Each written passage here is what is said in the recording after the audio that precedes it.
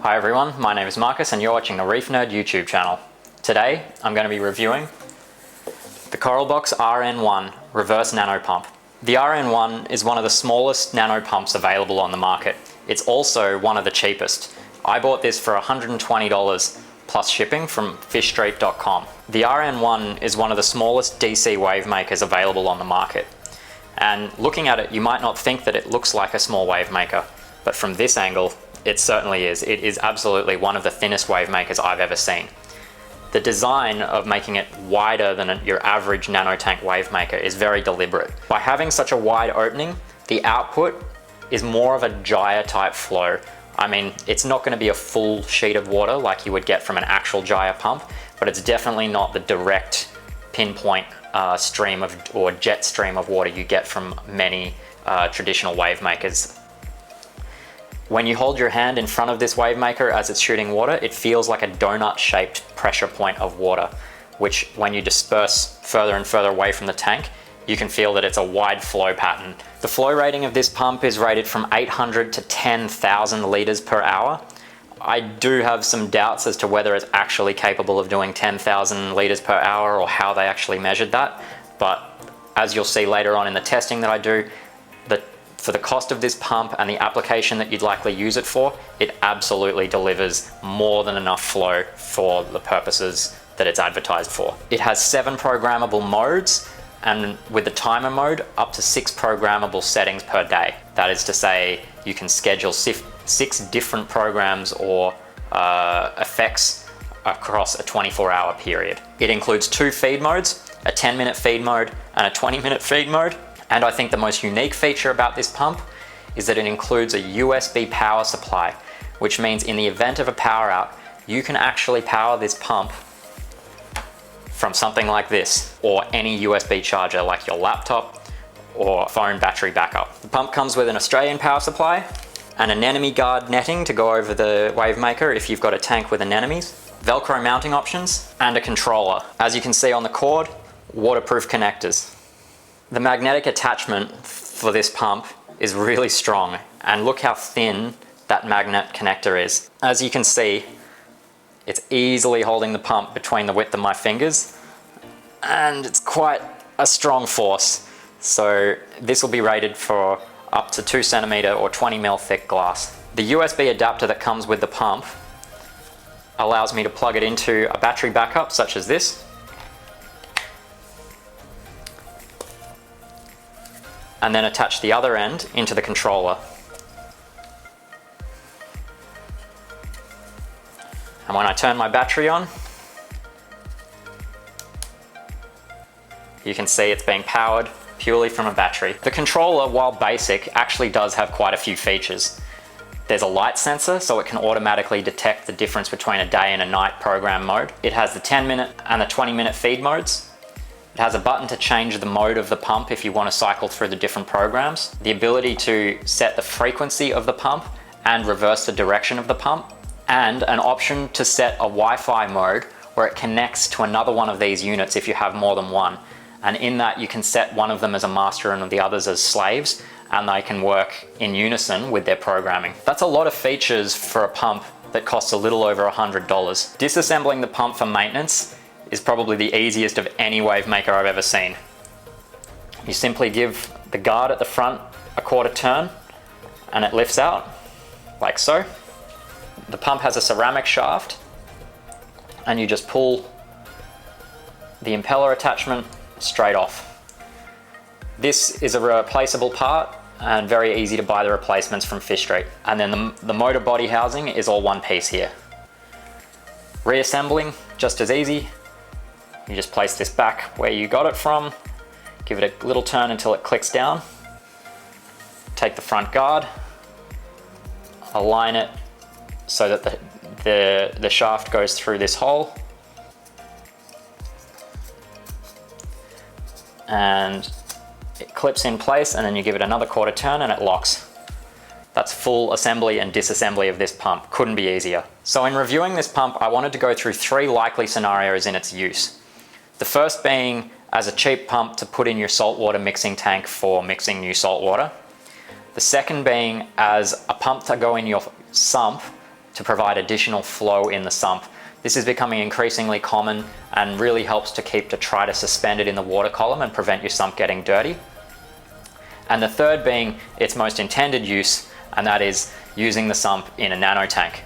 Now obviously I don't have a nano tank, so what I've done is I've gone down to Reef Galleria in South Melbourne, where my good friend Billy has let me borrow his nano tank, and we're going to put this pump through its paces in his store's nano tank. So here's a time lapse of me mixing some salt water. As you can see, I've got a heater and I've got the CoralBox RN-1 in there. It's already full of RODI water and I'm just adding the salt now. This time lapse goes for about 10 minutes, but I've condensed that to about 30 seconds. And because I use Aquarium Systems Instant Ocean Salt, which is a synthetic salt, it dissolves really quickly. So as you can see, it's already pretty much perfectly clear. What I'm doing now is just testing for the salinity, adding a little bit more RODI because I added just a touch too much salt, and there we go.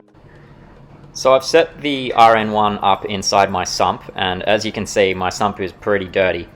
The reason why it's so dirty is because I do auto water changes, and therefore I'm not siphoning out large volumes of salt water very frequently anymore.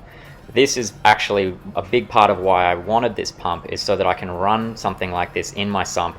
And as you can see, as I've activated it, it's just launched a whole bunch of detritus up into suspended animation inside the water. But that's kind of the point. Now that that detritus is in the water column, it's accessible by my skimmer. It'll get returned back up into the display, where it will either settle out inside the rock or as coral food, or stay in suspension and then end up back in the sump. But it'll have more opportunities to go through my mechanical filtration, like my filter sock and my skimmer. So it's a good part of trying to keep the sump clean and promote a total lack of dead spots inside the sump, which can be really, really common. The RN-1 is perfect for this application, primarily because one, it's cheap, and two, with that battery backup feature, you're buying something that has multiple purposes. It's serving a purpose in the sump, but then if there's an emergency and I lose power, I can use it in the main display on a battery. So here we are at Reef Galleria Aquarium in South Melbourne. This is my local fish store and an absolutely fantastic place. Billy's done an amazing job setting up this store. It's been about a year in the making so far. So come down, check it out and say hi to Billy. So here's the RN-1 set up on this awesome little Aqua 1 nano tank. It's a great little tank and a good budget introduction to the hobby. As you can see, the slim form factor looks pretty good on this nano tank, especially the really thin dry side magnet, which I think looks quite good. It would also allow you to mount this in some pretty interesting places where you've got narrow hang-on back sumps or built-in sumps like this tank. The RN-1 is currently set to its lowest flow pattern, and even at this setting you can see that it's disturbing the surface of the water and giving some pretty good agitation. I'm going to start turning up the dial. If you look at the FL, it's gone from 1 to 5, 6, 7, 8, 9, and it's going to go all the way up to 20. And you can see a little vortex forming there, and the flow is really cranking now. Those two clownfish are swimming for their lives. But this is obviously not the kind of flow I would recommend in a tank this small, particularly one with this array of leathers and hammers and just softy corals. So let's turn the flow back down, and it's really simple to do on this controller. You see I'm just holding the down arrow and the flow will start reducing back to something more reasonable. And for a lagoon style setting with soft corals and just a couple of clownfish, I find that the lowest setting 1 is actually quite gentle and quite nice for a tank like this. So now I've got the pump set in reverse mode and I'm dialing the strength all the way up to 20. And what you'll notice is the water is almost about to overflow out the back of the tank there, and that's because this reverse mode is really quite powerful. Definitely not what I'm used to in terms of, say, the reverse mode on my gyres in my main display back at home, which is pretty pathetic, to be honest. This reverse mode is something else and really pretty powerful. So let's dial that back down to something a little more tolerable for this tank and a bit easier for those clownfish to swim against. There we go. Again, in the reverse mode, in a tank like this, the 1 setting is perfectly fine and just giving a gentle sway to that GSP and those leathers in the background there. Obviously, your expectations need to be set in line with the value that this pump can deliver from a price perspective. It is a $120 pump after all, so you can't expect it to be the highest quality pump on the market. However, given that it's about a quarter the price of a Vortec pump, I would say that it's quite a compelling choice for many reefers to buy 4 of these instead of 1 Vortec, and even if these do die after a year or 18 months, you're still going to be doing pretty well for your money. That said, the flow is unlikely to actually be 10,000 litres per hour that it's rated on the box. I have no way of confirming that, but I find it highly implausible, and anecdotally, putting my hand in front of this when it's set up max, it doesn't feel like 10,000 litres per hour, although it's more than powerful enough for a nano tank. As you saw in the footage of this tank running on Billy's Nano, even at the setting of 1 out of 20, it was more than powerful enough for that tank. Another con would be the build quality. It isn't the highest grade plastic available. It does feel a little bit brittle and delicate, but ultimately, unless you're dropping this or you plan on disassembling it constantly, I wouldn't expect that to be a failure point. The only other con that I can really think of with this pump would be that the controller isn't the most intuitive, and the instructions that come with it are typically poorly translated Chinese. None of that should really be too much of a surprise given the nature of this product and the price point, so absolutely I'm still going to give it a recommendation. So in conclusion, I think this is a really great pump. I would recommend it for absolutely everybody. It's cheap, it provides more than enough flow for the applications that I've shown today, and more importantly, this pump can be part of your backup strategy or your emergency response strategy for your tank. The out-of-the-box ability for it to be run off a USB device like your laptop or a phone charger or any other USB power source is really unique and not something I've seen from any other pump in the market.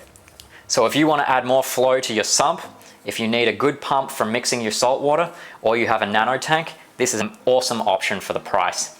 And even if none of those things are really that compelling to you, having this as a pump available to be powered by any USB source in the event of a power out, I think is an amazing feature that I would recommend to anyone, no matter what tank or setup you have. So I hope you found this review helpful. You've been watching the Reef Nerd YouTube channel. My name is Marcus. Don't forget to like and subscribe for more content. Bye for now.